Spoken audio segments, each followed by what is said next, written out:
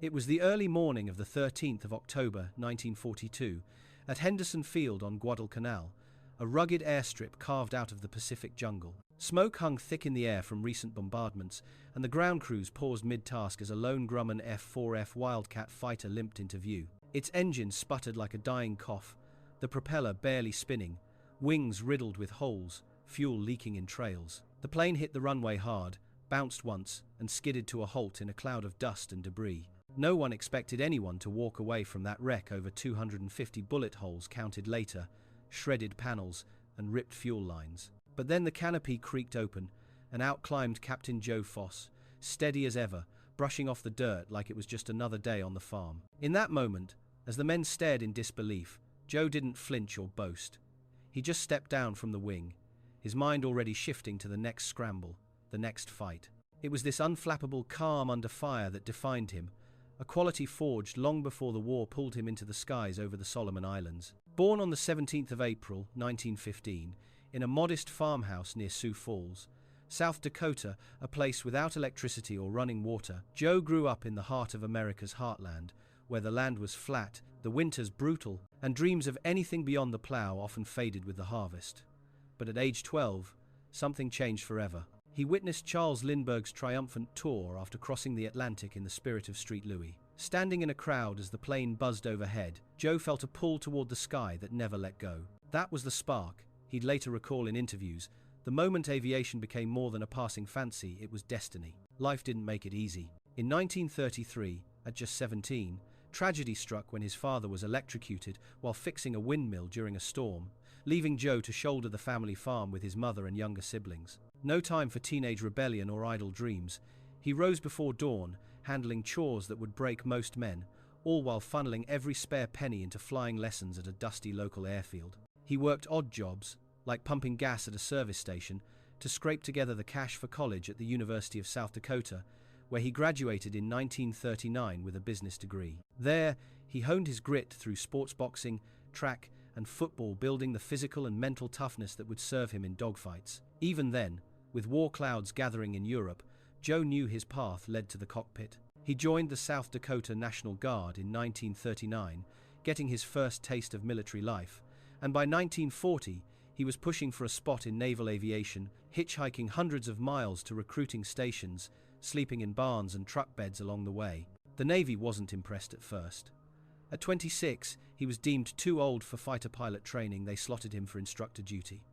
But Joe Foss wasn't one to back down. Through sheer persistence, badgering officers, volunteering for every tough assignment, he landed in advanced flight school at Pensacola. He wasn't the polished academy type. Rough edges from farm life showed, but his instructors noted his cool head in chaos and record-breaking gunnery scores. Still, they parked him as an instructor, teaching rookies while younger pilots shipped out to combat. Frustrated but undeterred, Joe kept at it, mastering the Wildcat's quirks until orders finally came for the Pacific. Just before deploying, he married his sweetheart, June Shackstad. In August 1942, a quiet ceremony grounding him amid the uncertainty ahead. As his transport ship neared Guadalcanal, Joe stood on deck, the island's misty silhouette rising like a challenge, knowing this was where his obsession with flight would be tested for real. Joe Foss's journey to the cockpit wasn't paved with privilege or shortcuts. It was built on the unyielding soil of the Midwest, where every step forward demanded sweat and sacrifice. Growing up in that electricity-free farmhouse, he learned early that life didn't hand out favors. The endless fields of South Dakota taught him patience and endurance, rising with the sun to tend crops, mend fences, and handle livestock through blistering summers and bone-chilling winters. But amid the grind, his eyes were always on the horizon, scanning for those rare biplanes that dotted the sky like distant promises.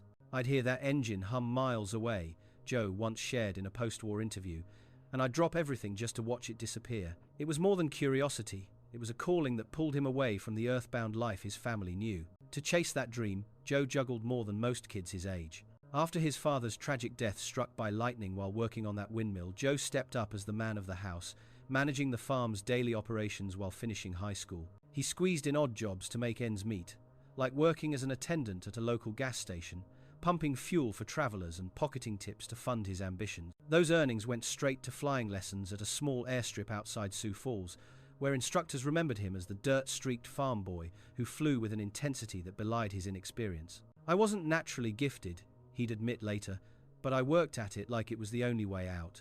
By the time he enrolled at the University of South Dakota in 1935, he was already balancing academics with athletics, competing in boxing, track, and football sports that sharpened his reflexes, built his stamina, and instilled a fighter's mindset. Boxing, in particular, taught him to stay calm when punches flew, a skill that would translate seamlessly to aerial combat. He graduated in 1939 with a degree in business administration, but his heart was set on wings, not ledgers. As Europe descended into war, Joe saw his opportunity in the military. He joined the South Dakota National Guard that same year, serving through 1940 and gaining his first structured exposure to discipline and teamwork. But becoming a fighter pilot meant overcoming hurdles that would deter lesser men.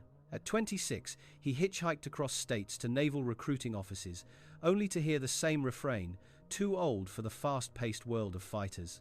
"We'll make you an instructor," they said, as if grounding him with rookies was a consolation prize.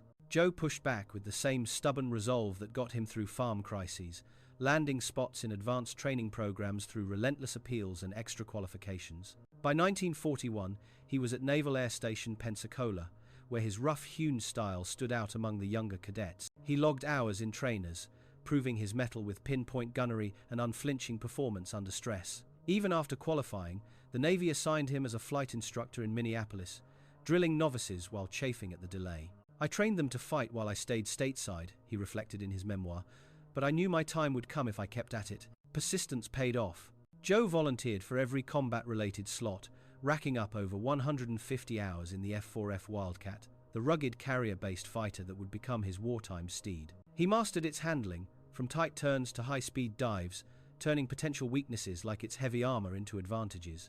In early 1942, orders finally arrived for Marine Fighting Squadron 121 VMF 121, a unit bound for the Pacific Theater. Before shipping out, Joe tied the knot with June Shackstad, his college sweetheart, in a simple ceremony that anchored him to home amid the gathering storm. "She understood the risks," he'd say years later, "but we both knew this was bigger than us." As his squadron prepared for deployment, Joe packed lighter duffel with essentials and a quiet determination honed from years of deferred dreams. The transport ship cut through the waves toward Guadalcanal, carrying him into the unknown, where the lessons of the farm, the ring, and the training field would collide with the brutal reality of war. The Pacific Theater hit Joe Foss like a storm front, rolling over the South Dakota plains, unforgiving, relentless, and demanding everything he had. In early October 1942, his squadron, VMF 121, launched from the escort carrier USS Copiahy via catapult, a jarring takeoff that flung their Wildcats into the vast ocean sky. Joe touched down at Henderson Field on Guadalcanal on October 9, stepping off into a world far removed from the orderly training fields back home. The airfield wasn't a polished base. It was a jagged wound in the jungle, pockmarked with craters from Japanese shells, lined with wrecked planes half buried in mud, and buzzing with the constant hum of exhaustion. It looked like hell had been bombed, Joe would later describe in oral histories, the air thick with the scent of aviation fuel, gunpowder, and tropical rot. Marines dug in everywhere, their faces etched with the strain of a campaign that had already chewed through men and machines faster than supplies could arrive. Joe's introduction to the Cactus Air Force, the ragtag collection of Army, Navy, and Marine aviators defending the island, wasn't glamorous. He met his fellow pilots, kids barely out of their teens, sun-bleached uniforms hanging loose on frames worn thin by malaria, dysentery, and sleepless nights. They shook his hand with a mix of wariness and hope, one muttering, "If the siren goes off before chow, forget the chow." Another warned about dodging the fuel dumps during night raids. No parades or pep talks, just the raw truth of survival. Briefings hammered home the stakes. Japanese bombers hit daily, escorted by sleek Mitsubishi Zeros that outclimbed and outmaneuvered the stubby Wildcat. Naval artillery pounded the field at night, and ground assaults lurked in the shadows. "We're losing planes and pilots quicker than we can replace them," the officer said flatly. Joe nodded, his farm-bred pragmatism kicking in. This was no different from fixing a broken tractor in a hailstorm. You adapted or you broke. Assigned a patched-up Wildcat, Joe inspected it with a mechanic's eye, noting the mismatched panels salvaged from wrecks and the jury-rigged repairs held together by wire and willpower. "She'll fly if you treat her right," the crew chief grunted. "Maybe once or twice." Joe climbed in that afternoon as the air raid siren wailed, sprinting pilots scattering to their birds while ground crews dove for cover. Lifting off from the pitted strip, he felt the familiar thrill mixed with a new edge, the real war, where every decision could end in fire. The enemy formation appeared, Zeros gliding in precise harmony, their pilots disciplined and deadly. Joe didn't hesitate. He rolled into the fray, closing on a straggler and unleashing his 50 caliber guns in a shuddering burst that sent the Zeros spiraling in flames. His first kill, confirmed later, but no time for reflection. 3 more Zeros pounced, tracers stitching across his wings. The dogfight turned vicious, hits ripping metal, his engine coughing oil, canopy shattered by a near miss. Joe jinked and dove, skimming treetops to shake his pursuers, forcing a merge that broke their lock. 1 Zero peeled away smoking from his fire, but the damage-mounted fuel lines torn, controls sluggish. The engine quit mid-chase, leaving him gliding toward a clearing. He pancaked in hard, skidding through brush and palms into a ditch, cockpit filling with acrid smoke. Emerging unscathed again, Joe wiped grime from his face as rescuers arrived, his thoughts already on the debrief. What worked, what didn't? "I just stretched that glide as far as it'd go," he'd say modestly. But the men saw it differently, a leader who walked away from the impossible. That resilience drew the young pilots to him.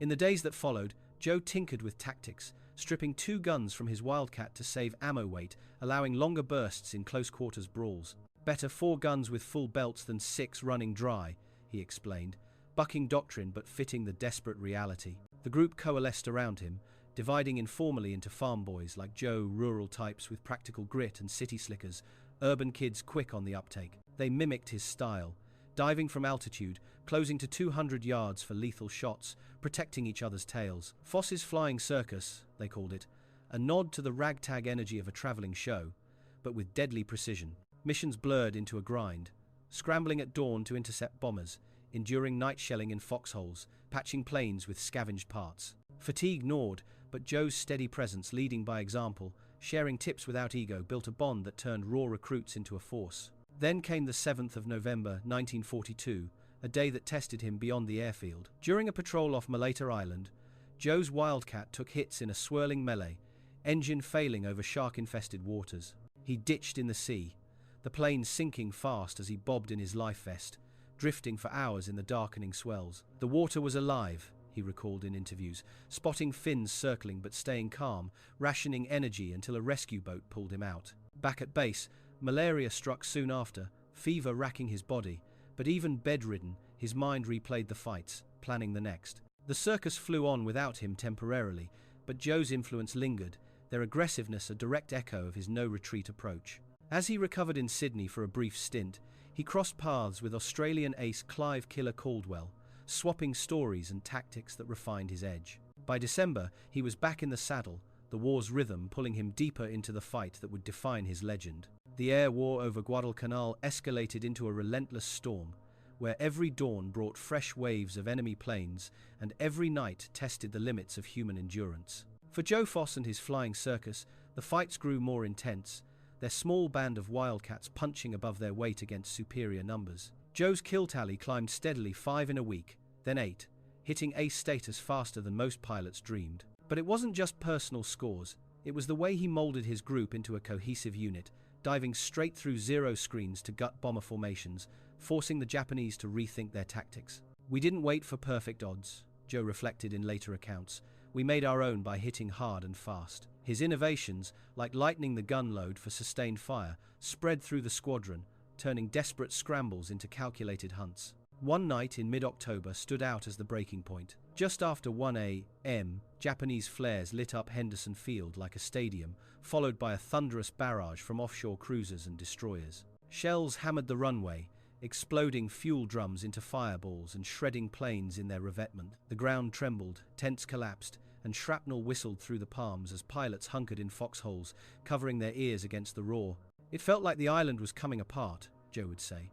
The bombardment lasting over an hour, leaving craters overlapping like a moonscape and half the airfield in flames. Crews battled blazes with whatever they had, helmets for scooping dirt, soaked jackets to smother sparks while counting losses, maintenance huts obliterated, precious wildcats reduced to skeletons. Dawn revealed the Japanese follow-up, a massive formation of bombers and Zeros descending to finish the job. With the field smoking and only 6 flyable planes left, 2 failing on startup, another leaking hydraulics, Joe strapped in, engine roaring as mechanics cleared debris from his path. He rolled through a gap in the craters, wheels lifting just in time, the others trailing behind in a ragged climb through the haze. breaking into clear sky, the enemy loomed. Layered rows of Bettys and Nells, flanked by agile fighters, all aimed at erasing Henderson for good. Joe dove headlong, guns blazing into a blocking Zero that erupted in fragments. Pulling up sharp, he slid behind a bomber, shredding its engine until it trailed fire like a falling star. A pursuing Zero latched on. Joe snapped into a near-vertical dive, pushing the Wildcat's frame to its limits, overshooting the enemy and reversing for a kill that tore it apart in seconds. The battle raged for under 30 minutes, but it felt eternal tracers crisscrossing, planes twisting in smoke, ground observers cheering from trenches as Wildcats streaked by. Joe's group shattered the formation, downing bombers before they reached the perimeter, scattering the rest. Low on fuel and ammo, he landed hot, rearmed with the engine idling, and launched again, bagging 2 more Zeros to push his morning tally to 5. Those 6 planes had turned back an assault that should have overwhelmed them, proving Guadalcanal could hold. It wasn't heroism, Joe downplayed in interviews, it was doing what needed doing. But for the Marines below, it was a lifeline, shifting the air battle's momentum. The grind didn't ease. By late October, Joe's circus flew multiple sorties daily, their aggressiveness noted in Japanese intel as a new threat from Henderson. On the 25th of January 1943, he led a pivotal intercept against a superior force sweeping in from the north, dozens of Zeros escorting bombers. Spotting them early, Joe orchestrated a high-altitude ambush, diving from the sun to disrupt their lines. He personally downed 4 in the melee, his bursts precise at point-blank range, while coordinating his pilots to cover flanks and press the attack. "Stay tight, hit 'em where it hurts," he radioed, the group claiming multiple victories that forced a retreat. His total crept to 23 confirmed kills in that phase, each one verified by witnesses and wreckage. Malaria hit like a sledgehammer in December, fever spiking, body racked with chills that left him bedridden and delirious. Evacuated briefly to Sydney for treatment, Joe used the downtime to debrief with Allied aces, including Australia's Clive Killer Caldwell, absorbing tips on energy fighting and deflection shooting that honed his skills further. "Talking shop with those guys was like reloading," he'd recall. Back by the 1st of January, 1943, weaker but resolute, he strapped in for a patrol on the 15th. Japanese Zeros ambushed returning Marine bombers off the coast. Joe climbed into the fray, dropping 3 in a single pass clean shots that sealed his 26th victory, tying Eddie Rickenbacker's World War I record. "It wasn't about the number," Joe insisted later, "it was keeping my boys in the air." Even after rotating out, the war called him back. In 1944, Joe returned for a second tour with VMF 115, transitioning to the faster F4U Corsair fighters in the Central Pacific. There, he flew missions alongside his childhood idol, Charles Lindbergh, who consulted on extending aircraft range. Sharing the sky with Lindy was surreal, Joe shared in memoirs, their discussions blending technical tweaks with personal inspiration. But malaria struck again, a second bout that sidelined him amid the push toward Japan. Through it all, fierce dogfights, illnesses, and the weight of Command Joe's inner resolve, born from those South Dakota fields, carried him. The climax of Guadalcanal wasn't just battles won, it was the unbreakable spirit that turned odds into opportunities, setting the stage for what came next. As the Pacific campaigns wound down for Joe Foss, the pull of home grew stronger, but the war's echoes didn't fade easily. In February 1943, orders came to rotate stateside, pulling him from the front lines where he'd racked up those 26 kills, 23 inches, the grueling Guadalcanal stretch and 3 more in his final sorties. Washington had taken notice, his tally matched Eddie Rickenbacker's from the Great War, making Joe the top-scoring Marine ace at that point. But for Joe, the numbers felt hollow next to the empty spots in the ready room, pilots who'd flown beside him now just names on reports. "We all did our part," he'd say humbly in later reflections, downplaying the spotlight that awaited. Back in the States by spring, the recognition hit like a whirlwind. On the 18th of May 1943, President Franklin D. Roosevelt pinned the Medal of Honor on him at the White House, the citation praising his conspicuous gallantry and intrepidity at the risk of his life in leading those desperate intercepts. It detailed the October to January heroics, breaking enemy formations, protecting bombers, and inspiring his squadron through sheer nerve. Photos captured the moment Joe in crisp dress blues, shaking hands with FDR, but inside, he wrestled with the weight. "I accepted it for the guys who didn't make it back," he confided in interviews, his thoughts drifting to the young faces from the circus, lost in flames over Iron Bottom Sound. The media frenzy followed. Joe's story splashed across newspapers, his rugged farm boy charm making him a perfect symbol for the home front. He graced the cover of Life magazine in July 1943, the headline touting Captain Foss, Guadalcanal ace, with inside spreads recounting his dogfights and survival tales. War bond tours kicked off soon after, crisscrossing the country from 1,943 into 1,944 rallies in stadiums, speeches to factory workers, handshakes with civilians hungry for hope. Joe stood on stages, duffel bags swapped for a microphone, sharing sanitized versions of the chaos, the Wildcat's roar, the Zero's agility, the split-second decisions. But he kept it real, avoiding Hollywood gloss. When John Wayne approached him about a role in the 1945 film They Were Expendable, originally titled Brave Eagle in early scripts, Joe turned it down flat. They wanted to add dramatic flair that wasn't there, he'd explain years later, uncomfortable with fabricating details when the real cost friends buried at sea was too fresh. Through it all, Joe remained grounded, polite but reserved, grateful for the platform but eager to move beyond it. Reuniting with June brought quiet joy.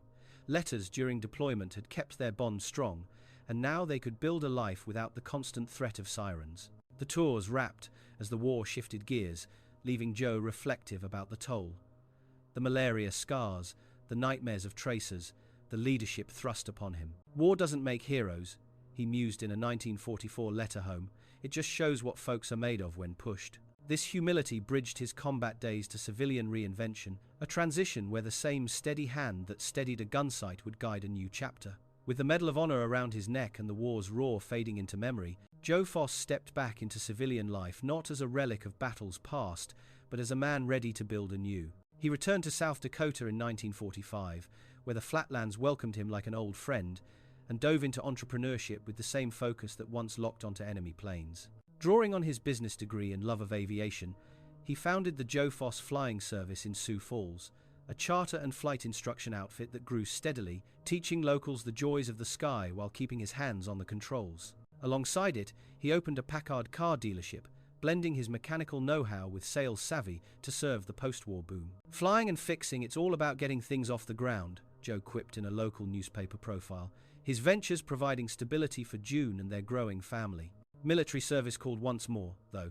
Joe rejoined the South Dakota Air National Guard in 1947, rising through the ranks with his trademark steadiness. When the Korean War erupted in 1950, he activated as a colonel, commanding a fighter squadron and logging missions that echoed his Pacific days, though without the same kill or be killed frenzy. It was about supporting the ground troops, he'd reflect in oral histories, emphasizing teamwork over personal glory. Retiring from active duty in 1953, Joe turned his leadership toward politics, channeling that quiet resolve into public service. Elected governor of South Dakota in 1954, he served 2 terms from 1955 to 1959, focusing on infrastructure, education, and veteran affairs, practical fixes for a state much like the farm he'd once run. But politics had its dogfights too. He lost a 1,958 Senate bid to George McGovern and another in 1962. Setbacks he met with a shrug. You win some, you learn from the rest, Joe said simply. Never bitter, always forward. Beyond the ballot box, Joe's influence spread wide. In 1959, he became the first commissioner of the American Football League, AFL, a fledgling rival to the NFL. Over 7 years, he negotiated landmark TV contracts that brought pro football into living rooms nationwide, paving the way for the 1966 AFL-NFL merger that birthed the modern Super Bowl. It was like merging squadrons stronger together, he'd analogize, his championship concept transforming the sport. Outdoor passions led him to television. From 1964 to 1974, Joe hosted The American Sportsman on ABC and later The Outdoorsman, sharing hunting and fishing adventures with viewers, blending storytelling with conservation tips. The wild teaches humility, he often said on air, drawing parallels to his wartime survival. Personal life brought its own trials and triumphs. Joe and June raised 4 children, but their daughter Mary's cerebral palsy diagnosis in the 1952 spurred Joe into advocacy. He championed Easter seals, raising funds and awareness for disability support, turning family hardship into community good. After June's passing in 1992, Joe remarried Donna Dee Wild in 1998, finding companionship in his later years. In 1988, he took the helm as president of the National Rifle Association, NRA, serving until 1990 and advocating for Second Amendment rights with the same conviction he'd defended the skies. Responsibility comes with freedom, he'd argue in speeches, rooted in his frontier upbringing. As the century turned, Joe founded the Joe Foss Institute in 2001 with Donna, a non-profit dedicated to educating youth on American history, civics, and patriotism. Reaching over 1.35 million kids through programs like Veterans Inspiring Patriotism, it became his enduring classroom, instilling the values that carried him through foxholes and fevers. A 2002 airport incident highlighted his unyielding spirit. At Phoenix Sky Harbor, security flagged his Medal of Honor as a potential weapon, sparking a brief standoff. "It's not a throwing star," Joe deadpanned to reporters, turning the mix-up into a teachable moment on honoring veterans. Joe Foss passed on the 1st of January 2003, at 87, from complications of a stroke, his life closing quietly in Scottsdale, Arizona. Buried with full honors at Arlington National Cemetery, his funeral drew tributes from figures like Vice President Dick Cheney and broadcaster Tom Brokaw, with Marine Lieutenant Cole Oliver North delivering the eulogy. He was the epitome of the citizen soldier. Legacy echoed in namings as Sioux Falls Airport rechristened Joe Foss Field, schools bearing his name, inductions into aviation halls of fame. But the true measure wasn't plaques or parades, it was the quiet impact on generations, from pilots emulating his tactics to kids learning resilience through his institute. Joe wasn't a flawless icon, he was a farm kid who faced down storms on land and in the air, leading by example, adapting without complaint, and proving that true grit turns ordinary lives into lasting legends.